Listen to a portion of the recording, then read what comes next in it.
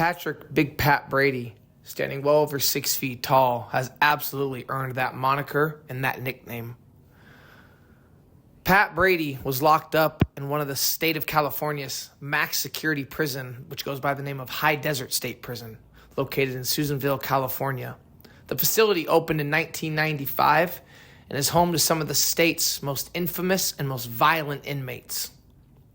This absolutely rang true in 2018, when on July 28th, 2018, Patrick Big Pat Brady would commit a violent murder.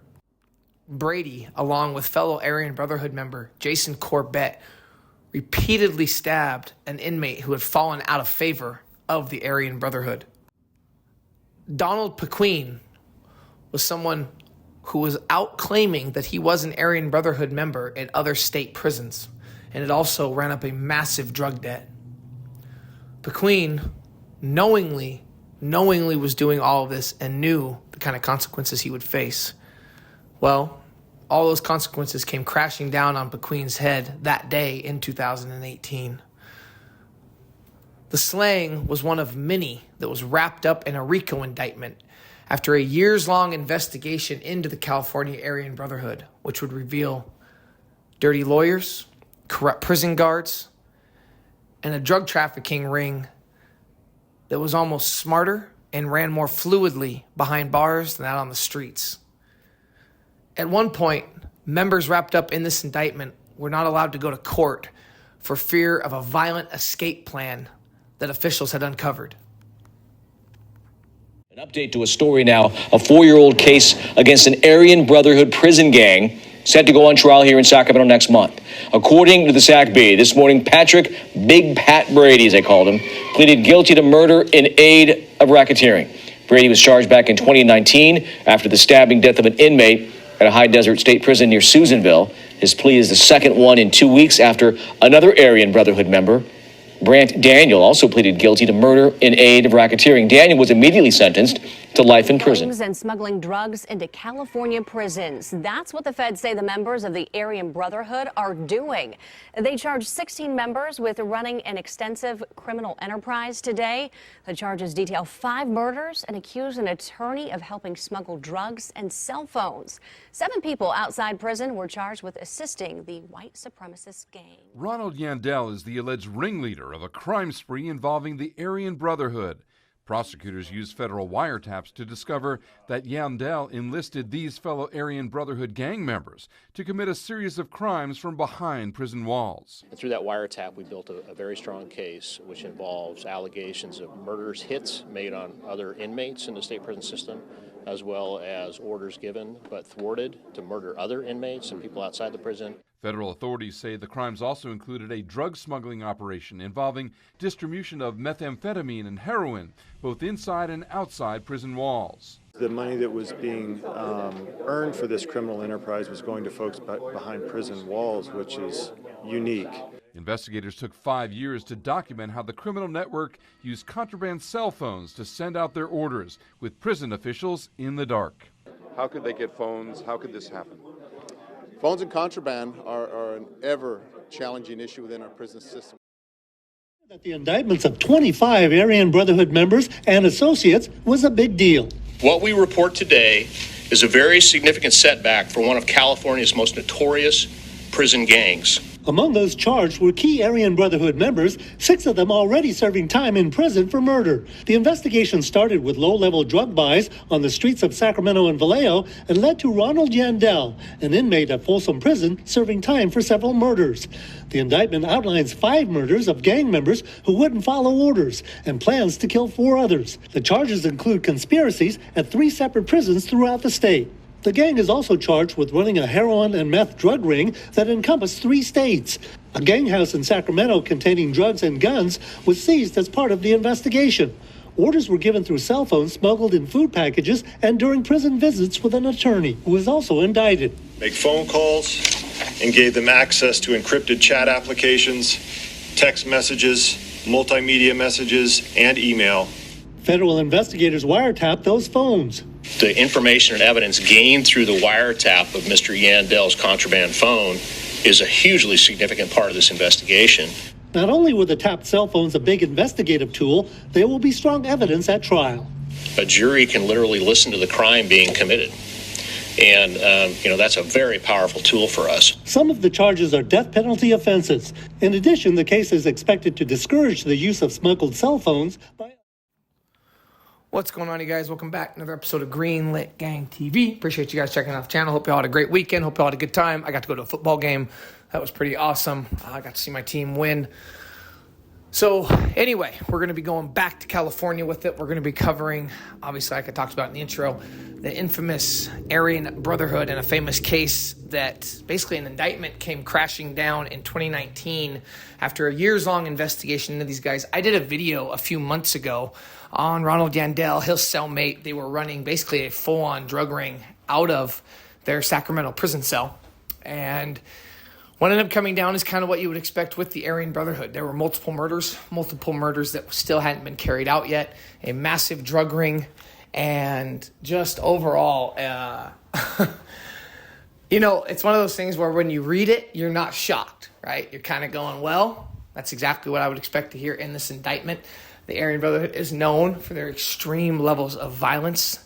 They are known for being the 1% of the 1%. You do not get in unless you are really, really about that life. And the gang is above all else in every aspect of life. And there's a lot of gangs like this. Nuestra Familia is like this.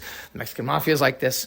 I'm sure to some level the BGF, the Black Guerrilla Family, other ones. But the Aryan Brotherhood is just that one. They are a huge reason I started this channel, just my fascination with them as a gang, the content that I would consume on them as a gang.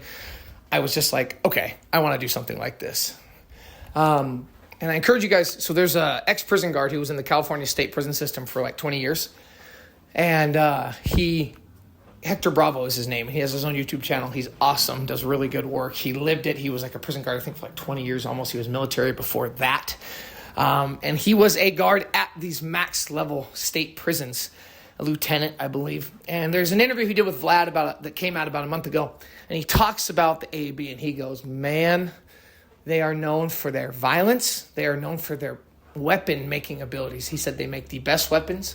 And when they come for you, they are coming to absolutely kill you. He goes, the other gangs will kill you. Don't get me wrong. They will attack you. But when the AB does it, and these are his words, they do it right, they execute it perfectly, and you are going to die. You are going to die unless somebody saves you, unless by by the grace of God, you survive whatever injuries these well-made weapons cause. And that's kind of why I wanted to cover this big Pat Brady gentleman, because he fits the mold of an Aryan Brotherhood member and how ferocious they are. And if you step out of line with them, they are going to end you. And even if you're a member, they're going to end you. So he got wrapped up July 28th, 2018. Him and a fellow inmate, they murder a guy by the name of They murder a fellow inmate, Donald Pequeen, for claiming AB when he wasn't, which is like, that is so crazy to me that you would claim that, especially when you're in a California prison system. And it's like a double dose of just what you don't do. He ran up a massive drug debt inside of this other prison. What ends up happening is Donald Pequeen ends up at max security prison, high desert state prison. And they are that's another notorious prison, very violent prison. And, this indictment in general, okay, that the Ronald Yandel was he was the leader of this indictment. A guy I did a video on the Peni crew, Donald Popeye Maza, was wrapped up in this. This is huge coming down from California. 24 AB members were charged, associates were charged, 5 prison murders, 4 other prison murder plots, and that massive drug trafficking ring. They said the investigation was from 2011 to 2016. Obviously, it went a little longer because in 2018, this is when, when Pequeen was murdered by Big Pat Brady, okay? And it just gives you an idea the level of violence that the Aryan Brotherhood really does carry out on a daily and yearly basis. The other guy who committed and was charged with that murder with Pat Brady was a guy by the name of Jason Corbett. I put his pictures up in there as well. It said that they stabbed him multiple times in the prison yard. And on top of him claiming AB, him running up a drug debt when, those are two huge no-nos, it was just what it is. They're going to gain position. They're going to gain rank. They're going to gain respect in the Aryan Brotherhood. And that's what it said in the court filing. Okay, it said because Pequeen had falsely claimed to be an E member and ran up a significant debt in his previous prison, both clear violations of the AB's codes of conduct. Brady had went on to explain that members of the AB wanted to send a message to the rest of the white prison population that a false claim to be a Brotherhood member would be punishable by death. And it goes on to say how Brady was among 16 defendants originally charged in 2019. And then obviously they charged a few more. That's how he kind of got to the 24 in a racketeering complaint that federal prosecutors said struck a blow at Aryan Brotherhood leaders, orchestrated drug and cell phone sales, slangs from inside California prisons. And then they scheduled trial. And this is really interesting. So as they're going to court in 2021, because this is a years-long process, in August of 2021, it was decided that a lot of these members, including Pat Brady, would not go to some of their court hearings. Now, you got to go to the important ones. Like, you have rights. No matter how violent, no matter how notorious you are, you still have rights as an inmate. And that was the case here. So, in an unprecedented move, 5 alleged Aryan Brotherhood members will not have to appear at certain court hearings in person as prosecutors fear they are too dangerous. In a stipulation filed on Tuesday, Ronald Yandel, Danny Troxel, Pat Brady, Jason Corbett, who's the one that committed the murder against Pequeen with Brady, and William Sylvester all agreed to appear by video to all hearings where their appearance wouldn't be required or valuable to the defense. Prosecutors feared the men would escape, as they said the men were found making ropes and fishing lines and asking details about their transportation to court. It's like, oh my God, you talk about waving a huge red flag. So the men are among 24 alleged Aryan Brotherhood members and associates charged in connection to 5 prison murders. So like I said, the original filing comes out in 19, where Brady's one of 16. Well, by this time, with the escape worries in August 21, now there's 24 or more. And they still go on to talk about the 4 murder plots, the large-scale drug trafficking ring. And this is all within the state of California, and all within the state of California state prison system. So it winds its way through. And the reason I did this story now is because I get comments sometimes on stories I do where they say old news, but it's like, you guys, if someone gets arrested in 2019, a lot of times it's going to be this year where there's going to be new info. And it's kind of like this right now. It says on January 3rd of this year, 2024, California state prisoner and Aryan Brotherhood member Patrick Big Pat Brady, who is 53 years old now this year, he pled guilty in federal court. Because remember, the RICO comes down. So now you're dealing with the feds for the Northern District of California to murdering a fellow prisoner at High Desert State Prison. And I almost got this confused. There's a High Desert State Prison in Nevada. There's also one in California. So I'm kind of got to cut that because I'm sure I would have heard some crap in the comments about that. So as part of a plea deal on charges of violating that Racketeer Influence and Corrupt Organizations Act, Brady admitted fatally stabbing Donald, and his nickname was Joker Pequeen. It's like, yeah, that's a good nickname. You were a big joker. You claim an AB. You're running up a drug debt. I just don't know what you expect to happen. So in July of 2018, after Pequeen falsely claimed AB membership and ran up that debt, and Brady was so he pleads guilty beginning of January 2024. The sentencing gets set for March of 2024. And the gang's drug trafficking operation behind bars was the target of a March 2019 indictment unsealed against Brady and 15 other alleged associates. But efforts to bring down the gang by the feds, and the California Department of Corrections and Rehabilitation date back, and this is crazy. This gives you an idea, guys, about their influence and about how long they've been with the business. It dates back to the mid-'60s when white supremacist prisoners formed, quote, the brand, as AB is known. And it's under the blood in, blood out policy. Members must kill to gain entry and may only leave when they die. And guys, that still absolutely rings true today. I think a lot of times with some of these prison gangs, they get watered down, where maybe they don't carry as much weight or respect as they once did. That is not the case with the Aryan Brotherhood at all. It's stories like these that come out that give you an idea that no, that stuff absolutely still goes on behind prison, and it is not a place for any of you to go. It's just crazy. So sentencing, just like every other freaking court hearing, gets pushed back. He doesn't get sentenced till August 5th of 2024. Pat Brady, 53 of Lake Forest, was sentenced today by U.S. District Court Judge Kimberly J. Mueller to life in prison for murder in aid of racketeering, U.S. Attorney Philip A. Tolbert announced. In January, we talked about January 3rd, he pled guilty to the murder charge in 2018. Court documents indicate Brady and fellow AB member Jason Corbett repeatedly stabbed Queen in the prison yard, quote, to increase their position. Brady admitted that he murdered the victim because of the drug debt and because of the fake gang claims. And, obviously it goes on to talk about how there are massive violations of the Aryan Brotherhood. And it talks about how this particular investigation, it says court documents between 2011 and 2016, AB members and associates engaged in racketeering activity, multiple murders, multiple drug trafficking crimes, and they oversaw a significant heroin and methamphetamine trafficking operation from their California cells using cell phones. But then this all came out too, okay? They had a lawyer who was extremely dirty, and damn well none of this stuff goes on.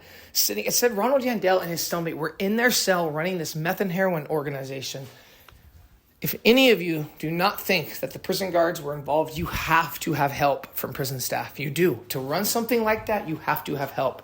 They wrapped up a lawyer in this, and you got to think, it's like the minute, as a lawyer or a corrections staff, the minute they get you to do something, just something, right?